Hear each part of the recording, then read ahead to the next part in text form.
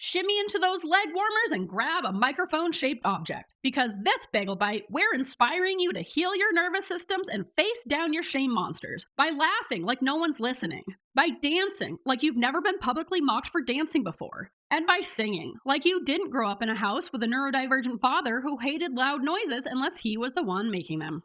Then we're all over the place as we chat Lil Plishes, best and worst of the week, the importance of protecting the dwindling brown bat population, and more. Keep your hopes high but your expectations low as you make your way into this tasty little smorg of smorgs. That way, we just may pleasantly surprise you.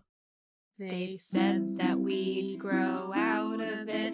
Well, the joke's on them, that's just our brains. We're eccentric, loud, and stubborn.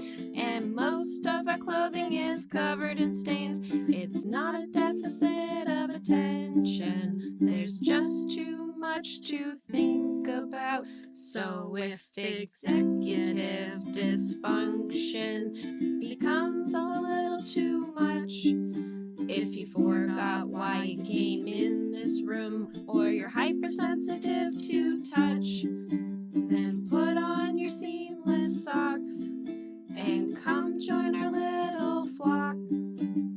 Bitches stimming together, we're weirds of a feather. Weirds of a feather. Should we get this show on the road? Let's get the show going. Clip, trot. Drop, clip. We are out of the station. Yep. Here we Gliding go. down the tracks.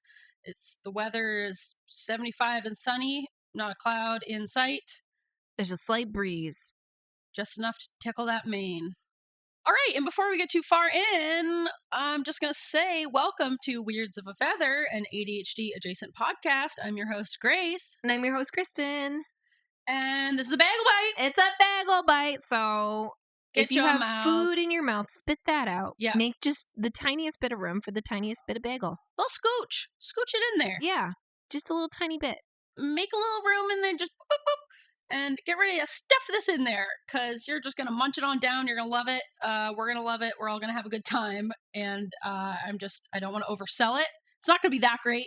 Let's bring it back down. I think it's going to be great. All Is right. it going to be fantastic? No. Is it going to be the best podcast episode you've ever listened to? Maybe. Maybe. Depends on what you've listened to for podcasts. Probably not.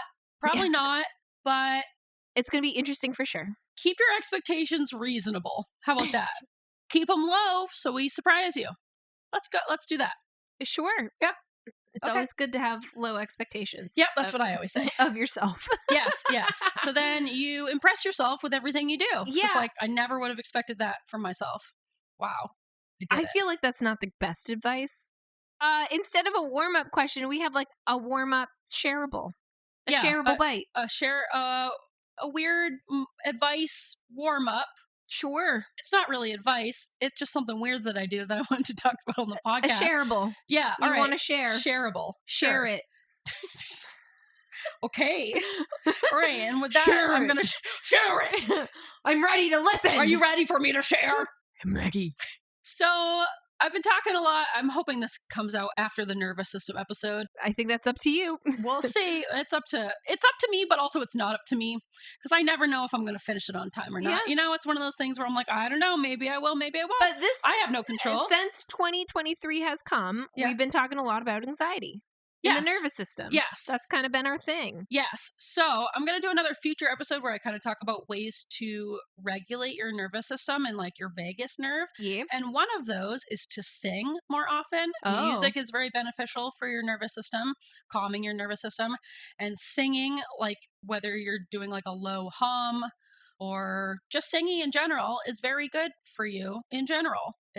Is it like cats purring? They purr at the frequency to heal themselves. Oh, yeah. Like Maybe when we sing at the frequency to heal our hearts. Oh, maybe we do. Well, so one of the strategies for like calming your nervous system is to do like a low hum, like the and Everybody that's do the it with us. Is that low enough or should I go even lower? That's not even a hum. It was a growl. It sounded like our last, the common mirror. Bod. Ah, yes. Yeah. such a common Muir thing to say. That was our last pod. Yes. If you haven't been paying attention, it's okay. But the sound, it like mimics that humming sound. The frequencies. Yes, the frequency It's in all your about chest. the frequencies. Yes. So I like to sing when I'm in the car and stuff, but I don't do it when I'm at home, and I'm mostly at home. I'm always listening to podcasts or whatever. So in a bid to try to like encourage myself to sing more when I'm home alone, Mm-hmm. I feel like it's also good to, express yourself, Mm-hmm. get yourself out there, get weird. Yeah. I feel like I always have this feeling like someone's watching me, not in a creepy way, but just I feel like I'm being watched and I don't want to like do weird things, even when I'm home alone. Do you have that? No. You don't have that feeling? And I should, because we still have no curtains in our house. And I like to I put my headphones on in the morning while I'm getting ready, and then I like dance to like 70s funk. No curtains. So everybody in the road can just see what I'm doing. See, I like don't do that and I want to do it, but I don't know if it's just because my mom, not that's all my mom's fault, but she kind of has this always watching feeling when you live in her home, where she's always like, you try to leave the house. It's like, where are you going? What are you doing? So I feel like, I don't know. I just kind of, Lily, let me know if you also have this feeling where you feel like you're kind of always being watched. And so I just like don't do stuff like that when I'm home alone. I guess growing up, like once we were in high school, my mom and dad were out of the house before my brother and I went to school. So we were kind of like responsible for each other. What we used to do was remember that song Get Low by Little John? Yes, we would fucking crank it. And then the Haskells would call me and like, your music is way too loud. In the morning. It's 6 a.m. No one needs that.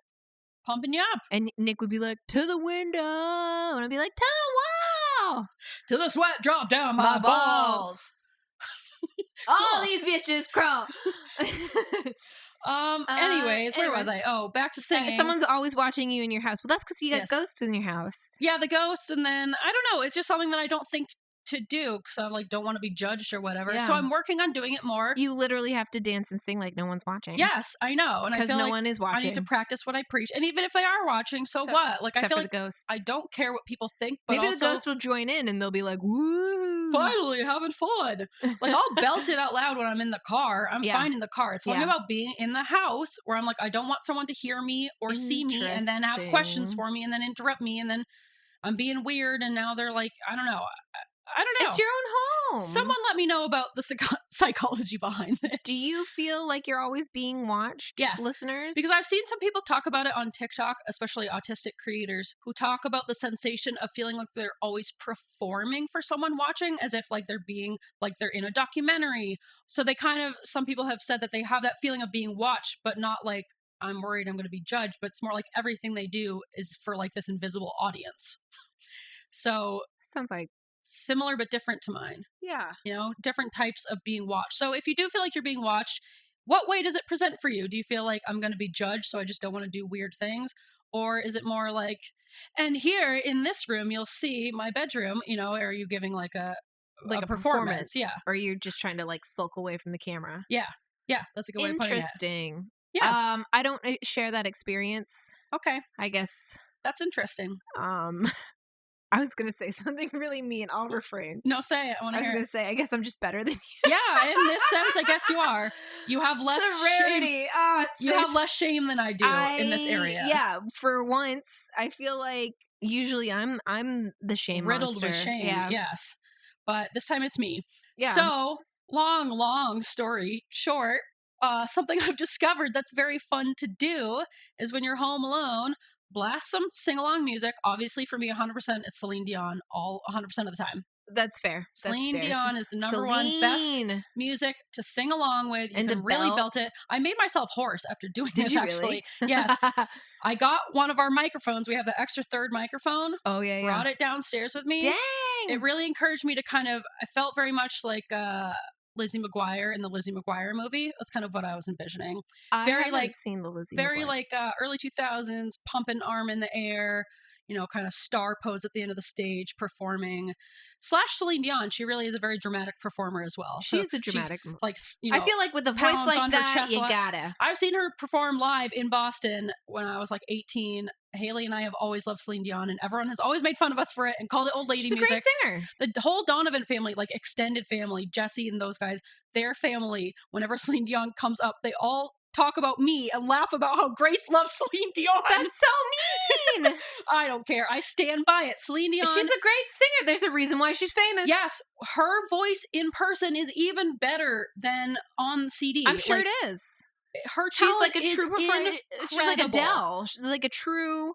Yes, her vocal range is insane. Her control, everything. It's like there's certain people I feel like you can learn to sing so well, so much, but they're truly like she is a truly gifted person. Yes, like a Whitney Houston voice. Whitney Houston, Adele, Aretha. They all have just beautiful, big, powerful voices. Yes. And great control of them. So Celine Dion is my suggestion if you want to do this. I'm sure you have. Let us know your favorite loud, scream, sing, belt along songs. Yeah. Because sometimes I go a little more emo, high school Grace, Your favorite sing-along belts. Yeah. Sometimes, I'm either like doing like the love ballads like Celine, like the power ballads, I guess, or I'm doing like My Chemical Romance, Taking Back Sunday, Paramore, like a lot of like more screamo. I'm doing a lot of that kind of thing. I like that. I'm doing a lot of 70s. Like easy listening rock.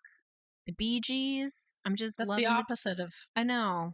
What this tip is. What about like trying to encompass. funk or like disco? You don't really sing along to that though. Yeah, you just kind of like see, I'm talking about singing as if you're performing in front of an audience. Making it fun. I was just like really kind of sliding in socks around my house. Oh. Kind of like microphone up in the air, like really scream into it. And I was having the best time. I felt like I was at karaoke and no one was watching me. Because I don't like doing karaoke when everyone's watching me, unless I'm very drunk.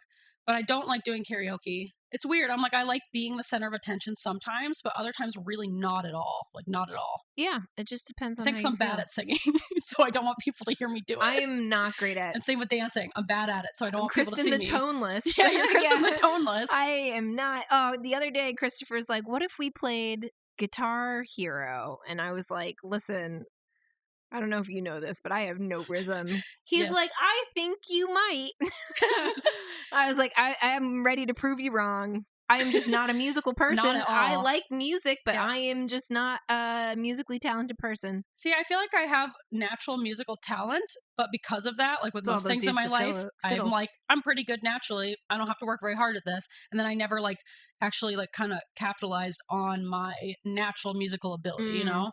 So here's your shot. I know it's there, but I just won't put the work in. So maybe it'll start by me, scream singing Celine Dion around my house. Maybe I'll be discovered by someone walking by on the sidewalk. Could happen. Manifest it. All right. That's a great warm-up shareable. That was like half the bagel bite right there. There you go.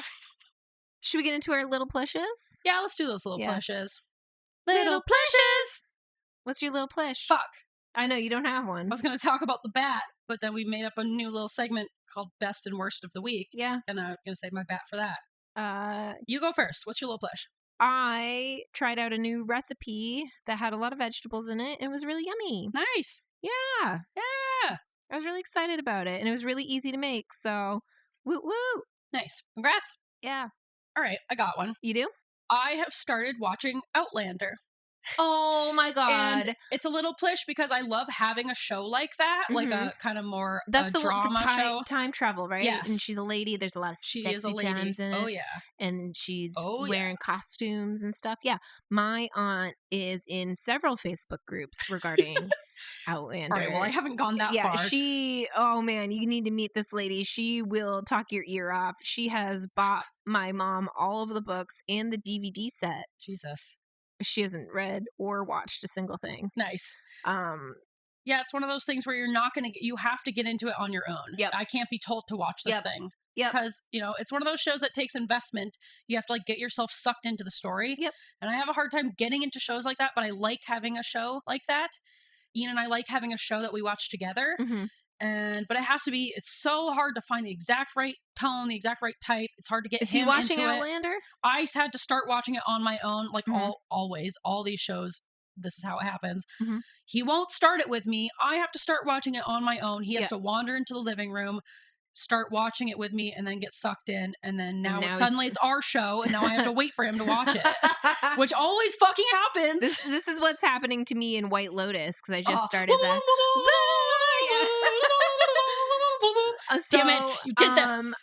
I'm partially through season 1 and I started to watch it, and Christopher was on his computer doing his games, but he like always peeks over at what I'm watching, especially when I'm doing like some YouTubing.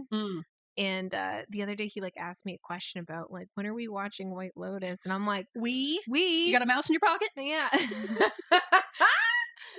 And I didn't know he like paid attention so much, but even with like the YouTube, so I watched this one guy on YouTube about bonsais. His name is Nigel Saunders. He's part of the Bonsai Zone. 10 out of 10 for me. It's my favorite. It's like one of those, it's like, you know how people watch The Office on repeat? Yes. Like a safety show? This is my safety show. Oh, that's a nice one. It's so calming and relaxing, and I love it so much. And I was trying to figure out, I was looking at a bonsai that I have that I'm like, this kind of grew into a monster and I don't like the way it's going. And he goes, you know what Nigel would do? He would chop the trunk here and let this be the new leader. And it was like, you know, when you're like, you've thought about something so much, you've overthunk it, and there's like an easier answer right in front of your face. And that was the easier answer. And the correct answer if you were Nigel Saunders from the Bonsai Zone. And I was like so touched that he like pays attention to my shows so much. He's always watching. He's always watching. Even when you think he's not. He was like, yeah, I really like Nigel. I think that's great. I think that's what he would do. Aww. And I'm like, one, I was a little bit pissed that I didn't come up with that, because I'm like, that is absolutely the right thing to do with the future of this tree. And I'm mad I didn't think of it. How'd we get on the subject? I was talking about my Lil Plishes that I started Outlander. Oh, yeah. Okay, so are you liking it? Yes, I like it so far. So she's like time traveling, but she not goes, on purpose, right? Yes, she touches this stone that was used in a witch's ceremony, and then she ends up traveling back to like 1747 or something like that. And then she's in the Highlands, with the Scots. Yeah, I'm only on season 1, but I'm really liking it. And well, I feel like now I should watch it too, and then we can discuss episode by episode. Yes, but I want you to finish White Lotus first, because you got to get to season 2, because season 2 is so much better than the first season. The first season, I'm like stressed. I stopped at a very stressful time. It's a very slow build. It's a slow build, but now we're kind of at like this like peak with one of these characters, the host guy, the host of the hotel. Oh. I don't even really remember season 1 that much, because season 2 is just so much better. Okay. Well, we're like at this like crucial moment now, and now I'm like upset, and I'm like scared to get back into it because I don't know what's going to happen to this guy. They're so good at building tension. Yeah, the tension has been built. Yes. I'm tense. Season 2 is so tense. Is it? Yes. But it's so funny. It's so good. Yes, it's funny. Okay, my favorite scene right now is the boat scene where Jennifer Coolidge is like trying to throw her mom into the ocean.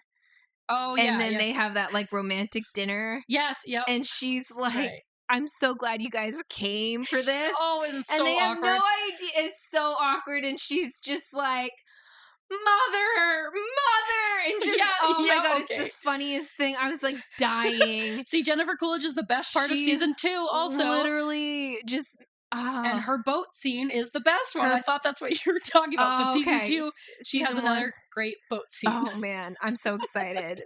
It's such a different type of humor, you know? Yes. It's so funny. It's so funny.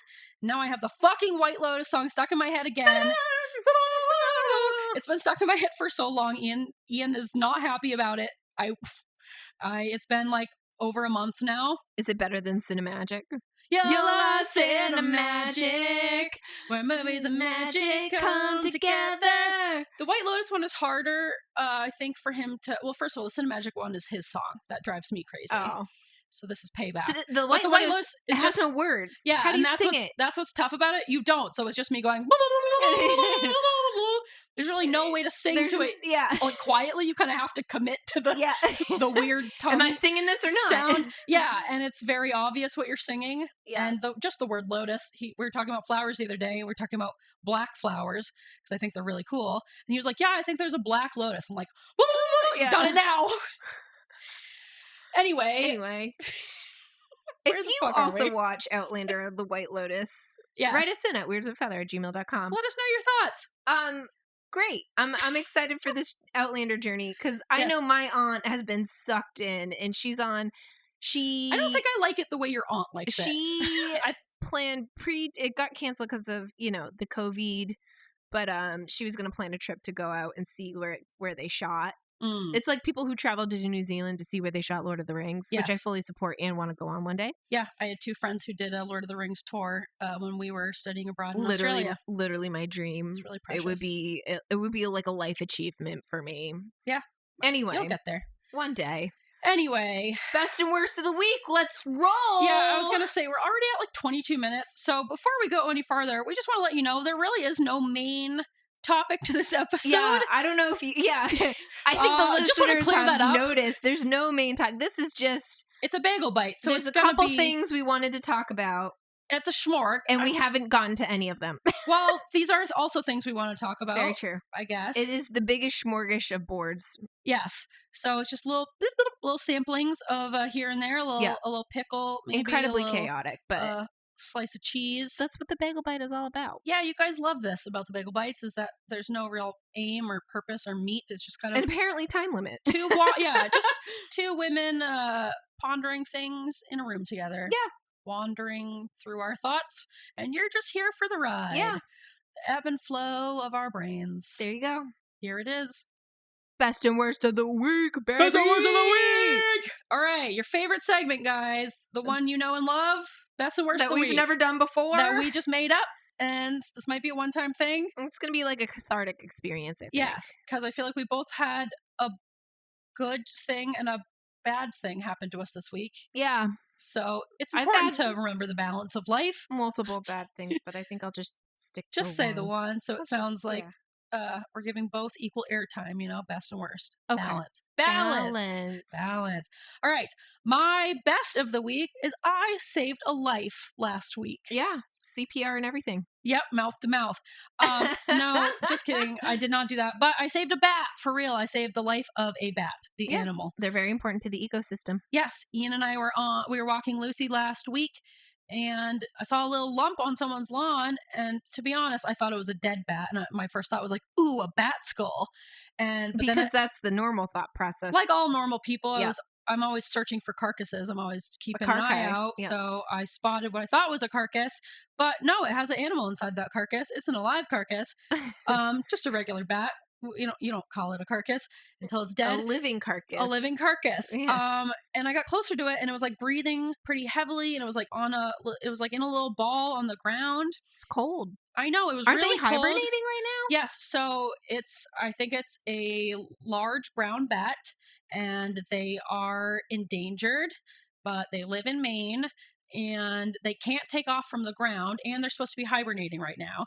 And so... What the heck is he doing outside? I don't know. It could be that he fell, or it could be that like a cat got to him. So like if they're hibernating and then something disrupts them, they're kind of like out of defense mechanisms because they're like all sleepy. They haven't like gotten their body up and going yet. They also can't take off from the ground. So if there's a bat on the ground, at least for most types of bats, they can't take off from the ground. So they're kind of like fucked. And so what do you throw it? No, I read on a website specifically, do not throw the bat. If you're going to release here it, you go. You take it like higher up on like a balcony or whatever, and you just like tip the box over sideways. Don't dump them. Let them decide when to take off. But yeah, if you were to like release a now healthy bat, you would take it up on a higher place and let it like fly off. So I was like freaking out, and Ian was like, it might have rabies. Let's just leave it. And I was like, no. And I ran back home, and we got a container, and then, put gloves on, obviously, because I'm terrified of rabies as well. Well, you should be. Yes. It's a bad way to go. It's a terrible way to go. Yeah. So got this bat in a little container, and we made a little home for him. We put him in the pod loft and got him all cozy and warm and put him in a dark place. And then we found these people who do bat-specific rehabilitation up in Lewiston by Kristen, actually. My neck of the woods. And we kept him overnight, kept him safe, and then brought him there the next day. And the woman said that he, looked like it could be that he was like tired or sick, but it didn't seem like he had rabies. He seemed like he was going to be okay. He just fell. Yeah, he might have just fallen. And she said that you saved his life. And like, thank God you brought him in, because he would have died. Because then it snowed like 2 hours after we took him home. Yeah, it started snowing. He would have just been like on the ground, like that's a bad way to go. Freezing to death slowly. What do you think is worse, that or rabies? That or rabies? Rabies. Yeah, I think agree. rabies is Rabies worse. is really bad. Rabies is like, I feel like one of the Yeah. one of the worst ways to go. Anyways, that was my best. I was very happy that I went through with it and saved this bat. And screw my haters, because this bat lives to see another day, and they're very endangered. And so it's really important. It's really important to save every bat that you can. And my worst is that we have a dead animal in our wall, at least one, and I know for a fact. So that really balance things the ebb out. and flow of life, the circle of life. That's a great example of the circle of life. Yeah, there's definitely at least one dead thing, if not multiple, in our. It smells like the bathroom wall or the I don't floor. smell a thing. Yeah, but something's wrong with you because it smells so I have strong actually in really there. terrible sense of smell. You must. There's certain things I can smell really well, and I feel like everything else is like, eh. I feel like I very vividly know the smell of animal death, and so I feel like I was able to place it very quickly. I'm like, something's dead in there. I know my dead animals. I know my dead. And then Maybe it was like, I just don't know the dead animal smell. Yeah, Just... probably, because I recognized it immediately, whereas Ian wasn't quite so sure, but I knew what it was. So you just got to be around more carcasses. Yeah, okay, sure. But I could smell it in my office too, because it was like blowing through the vent, and it's been there for now like 2 weeks. It still hasn't left. It's fermenting. We couldn't find it. Ew, it's like probably melting. It'll be part of the house soon. It definitely is. Ugh. But it is what it is. We can't find it, so kind of the advice online is like, it'll go away eventually. Yeah. Circle of life. The circle of life. So we have coffee grounds in my office and in the bathroom to help absorb the smell. Yep. No, it's not. You just can't smell. You're not a good judge. But I smell it all the time, and it really upsets me, and I'm upset. But nothing I can do about it other than wait it out. So that's my worst. But at least I saved a bat. So yeah. All right, Kristen, what's your best and worst? My best is that, as we all know, I'm a huge fan of Facebook Marketplace. You love it. And they keep sending me like recommendations. And one of the recommendations was this incredibly creepy but endearing ceramic frog from Etsy, which is like, how do we know? And it's like recommended for you. And I'm like, why would they recommend that? And then I know exactly why they would recommend that. Because I bought it. That's the story. Is I bought it because I can't stop thinking about this like super creepy ceramic frog. As soon as it comes in like 3 months, because it's coming from Turkey. Yep. I'll post it. It's so weird. It's so odd. But it is endearing. It's so endearing. And then this artist has, I'll have to like link the shop once it comes in, has many different types of ceramic frogs. Yep. Some cute, some not at all. Some horrifying. They all have like weird little butts. They all have weird butts. I think I'm upset that Facebook Marketplace knew that I would like this and they were right. I hate how they were so accurate. Yeah. Yeah, you don't want to buy it to spite them, but it's but I had to. Yeah, it got me. I would have bought it way sooner if it wasn't recommended to me. Yeah, you know. It's like, how dare you know me so well? Yes. Internet. Yeah. I'm excited for you to get it, and I'm really glad you finally pulled the trigger. I did, because you're meant to have this thing. I am meant to have this thing. The worst was apparently the oil tank gauge. The gauge on my oil tank that tells me how much oil I have. Is stuck at half a tank. So for the past like 2 months, I was like, wow, we're still at half a tank. We're so efficient. We're so efficient. And that's not the case. We have no oil. And so now we're like trying desperately to get an oil company to come deliver. But luckily, Grace's husband gave us a few tips on how to make sure we have like heat and stuff. Like what? Will you say the tips in case someone else runs into this problem? You buy kerosene. And then you set your house on fire. No, you burn it down. There's nothing you can do. No, apparently kerosene and heating oil are the same. They're just taxed differently.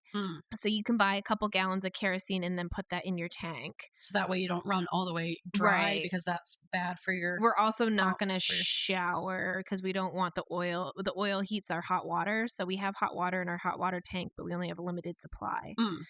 The other thing we did is our dryer vent, we revented to the workroom instead of outside. And so every time we run the dryer, it's going to heat up the workroom, which will heat up the basement. Nice. So, and then we also keep our house like super duper cold anyway. So that will also help. But I don't want I think the cats will be okay, but I don't want my plants to freeze. So. What about you? Do you care about that? I'm always cold in the winter, but actually this morning I was pretty toasty.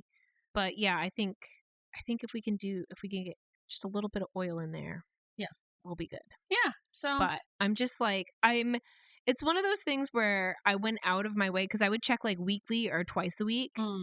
And for some, I don't know why I didn't like think that it was, I don't know. I just because why would you? I guess it's just like not on my radar. I was just like, good, still at half a tank, great. And then it's one of those shitty things where it's like you were trying, you were on top of it, you thought you had it, and then the gauges broke.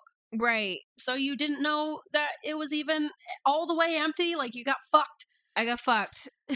That sucks. It sucks. So now it's like a whole big thing, and I left a very panicky message to the oil company, and I'm so excited for them to listen to it because it's like, hey, well, funny story.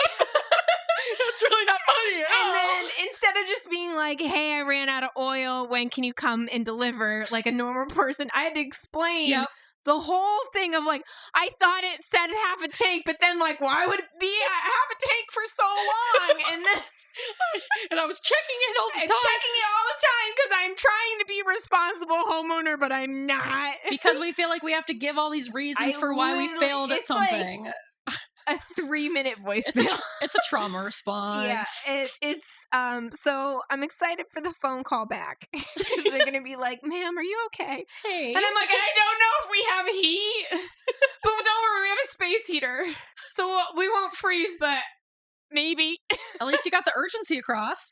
Maybe yeah, they'll prioritize it. I'm hoping someone takes pity on me, being like, this girl, this poor old woman, doesn't want her cats and plants to freeze. Yeah. So, and I'm just been, we recently talked about like fight or flight, and I've just been in this like very much fight or flight stage since this has happened. Cause I'm like, what am I going to do if the heat runs out? What am I going to do if my cats are cold? What am I going to do if my plants are cold? And I know it's like the plants aren't the worst thing in the world if they go, but they're my babies. My babies. Only I can kill them. Yes. Yes.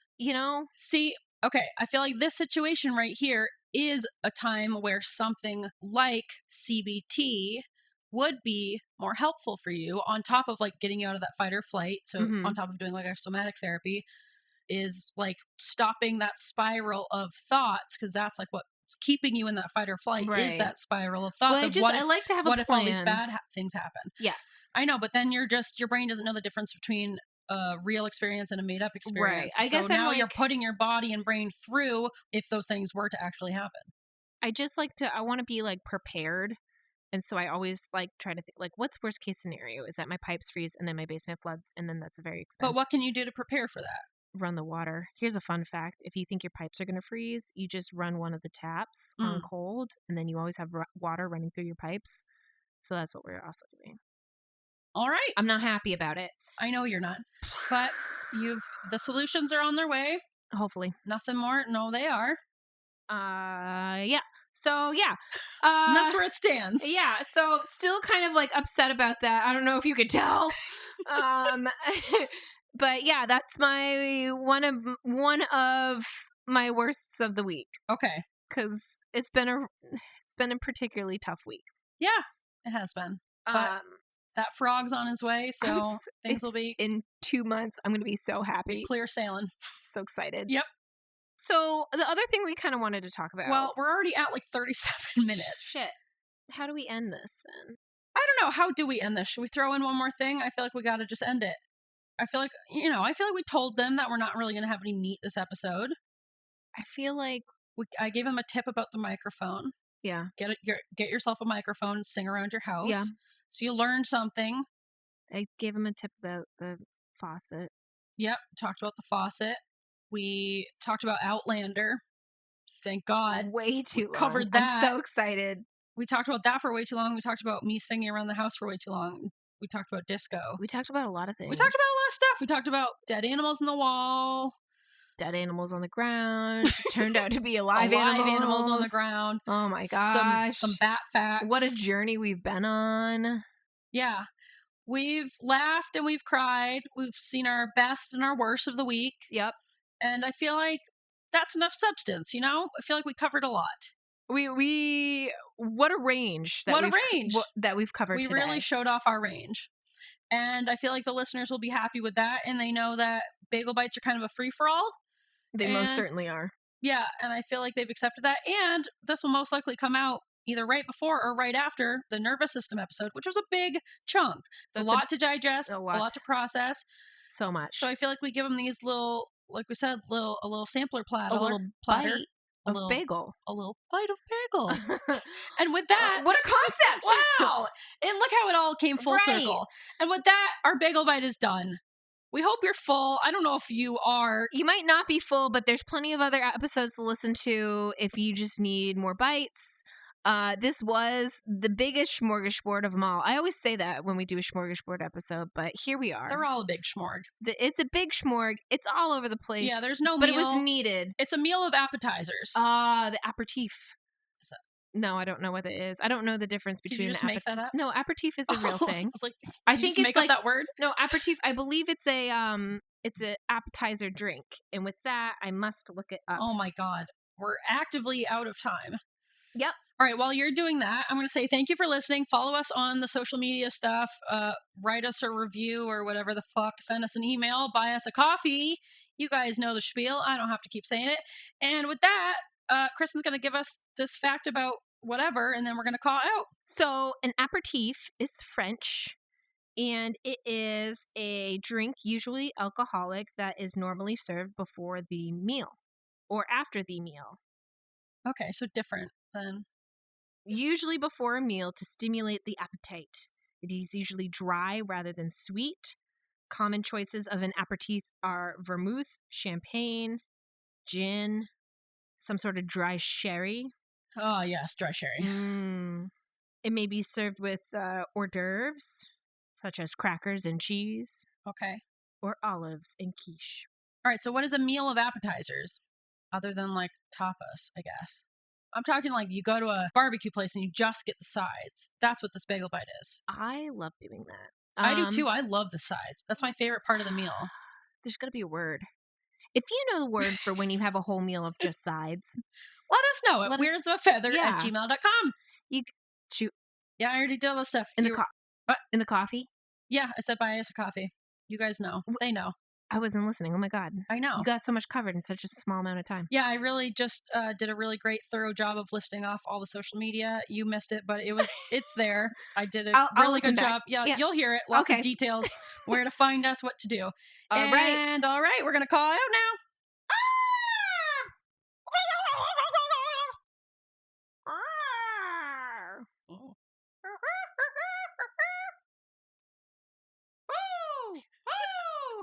Owl. Classic. Yeah, that's just White Lotus. And this is how we get, like, sued. Yeah, we promise we're not doing this. It's so similar. It's so accurate. They have to be using a clip. We're breaking copyright laws.